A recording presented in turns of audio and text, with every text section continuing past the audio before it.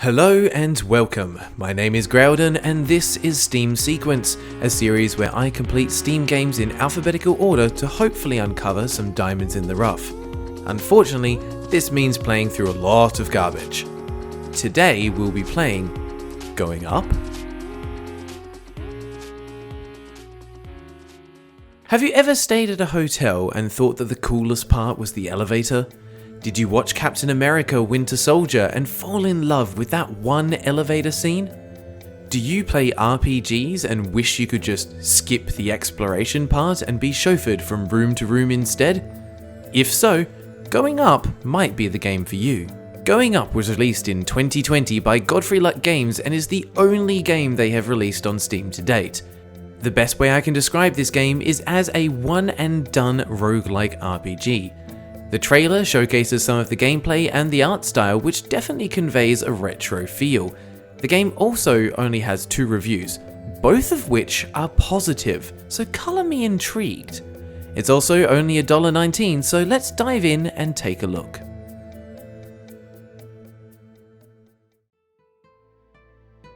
After launching the game, the first thing I noticed was the lack of music.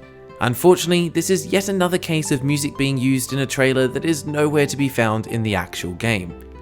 Let's have a quick look at the title screen. There is a lovely animation that plays when first launching the game, and it does a fantastic job of setting the tone for the game.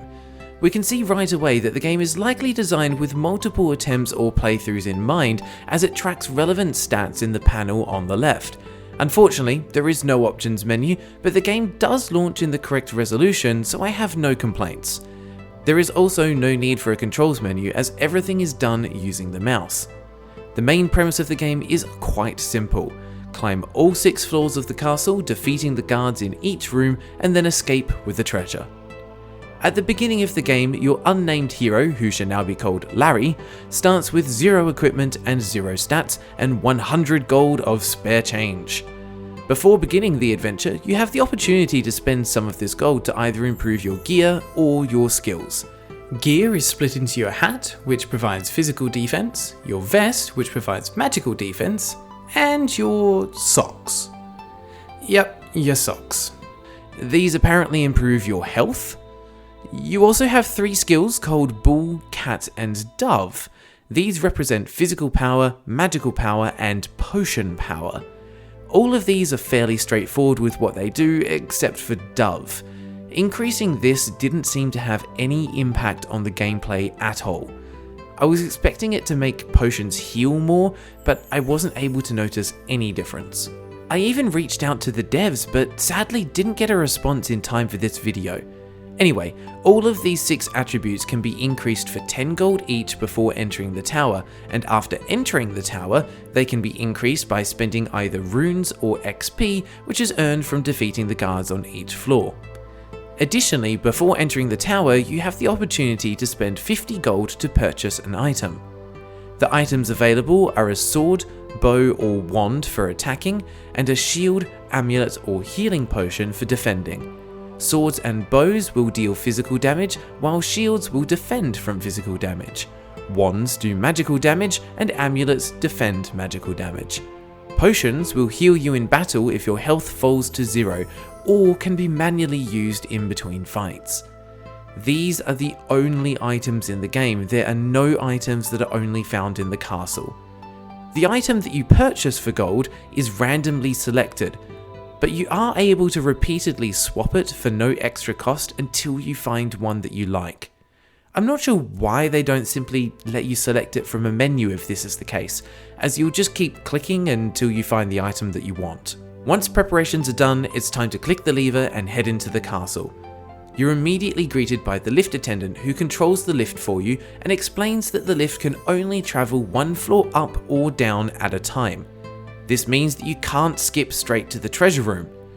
That said, we did see the lift go from the top floor directly to the bottom floor when we first arrived at the castle, so I strongly suspect that the lift attendant is lying to us. We don't want to make any accusations and get on their bad side though, as they do also act as a shopkeeper for us, selling a maximum of 3 items at any one time and replacing their stock after all items have been purchased.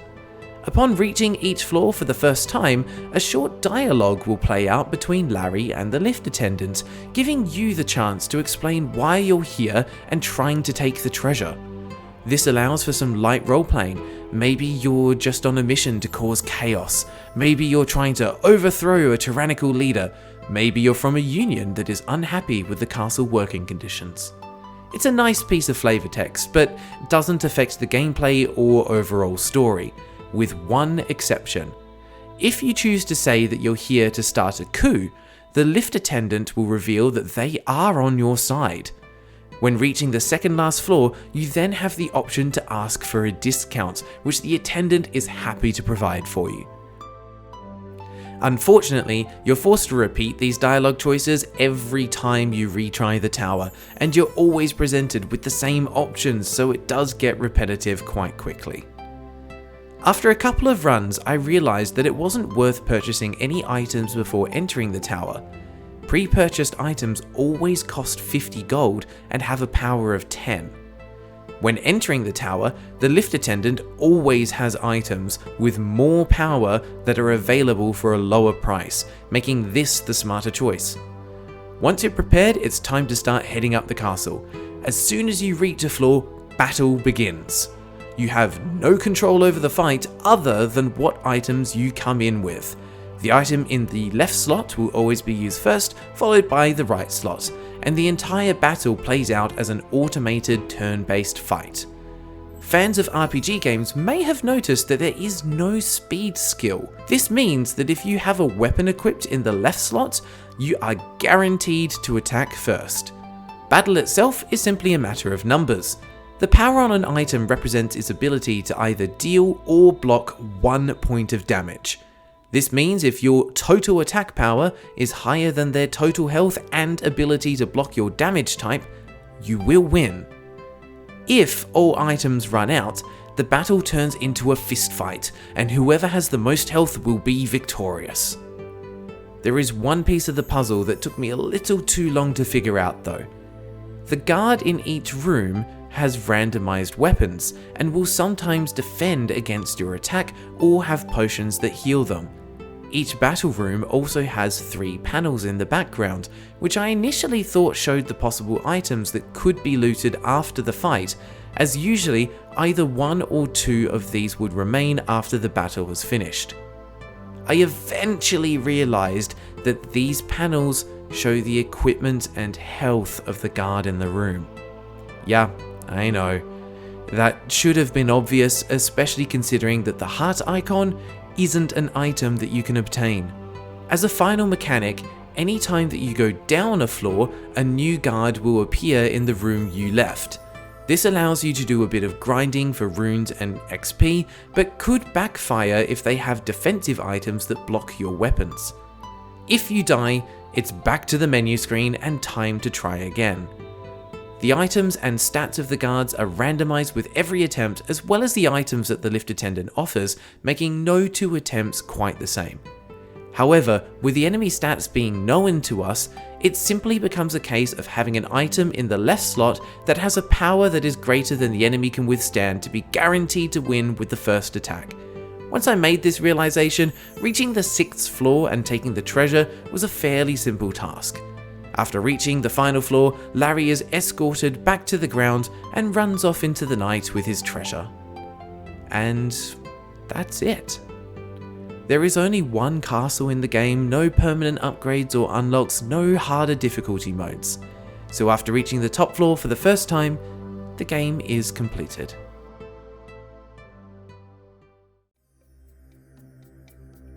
Going up is a fairly short and sweet experience. It delivers on its premise quite well, but the presentation and depth are lacking.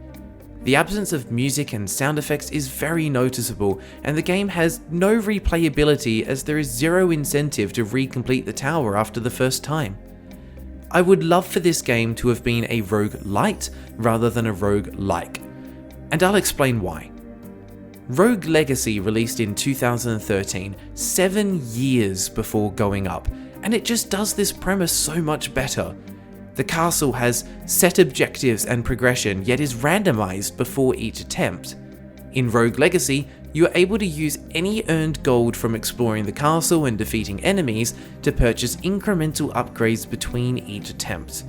There are also boss fights of increasing difficulty, but skilled players are able to defeat them in a single run, although most players will upgrade their character between attempts, giving themselves better odds of winning the battles. Going Up could quite easily incorporate some of these features. For example, make the tower taller with mini boss fights every 5 to 10 floors and a final boss at the top. Then, allow the player to leave the castle at any stage and take a percentage of the gold out with them. This gold could then be used to purchase equipment or extra stats to make the next trip easier. If the player dies, all gold is lost, but the stats are retained. You could then create themed towers to progress through, introduce extra mechanics like elemental damage and resistances, hidden traps, classes that reward certain playstyles, or even have an endgame final challenge such as either an infinite tower or a timed challenge that requires you to leave with the most gold possible. Or, thinking about this from another angle, you could focus more on the story elements. Additional dialogue choices that are also randomized with each attempt, varying NPCs to encounter, and these could have effects on your progression.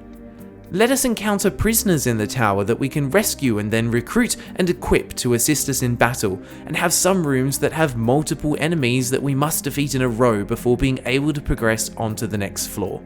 There are so many elements that could be introduced to push this game further. And I would love to see the devs make a sequel to this game with some of these additional features, because they could be onto something quite interesting. Unfortunately, I simply can't recommend this game in its current state. If it sounds interesting though, I would recommend picking it up on sale just to take a look at it for yourself. Even though I can't recommend it, Going Up has the honour of being the best game featured on this channel so far, and for that reason, I'm giving Going Up a pair of socks out of 10. As always, thanks for watching. If you enjoyed this video, please leave a like to help it in the YouTube algorithm. I'd really appreciate it. Please subscribe if you want to see more of what I do, and follow along with me on this journey of discovery. I'll see you in the next video, whenever that is done, and until then, take care.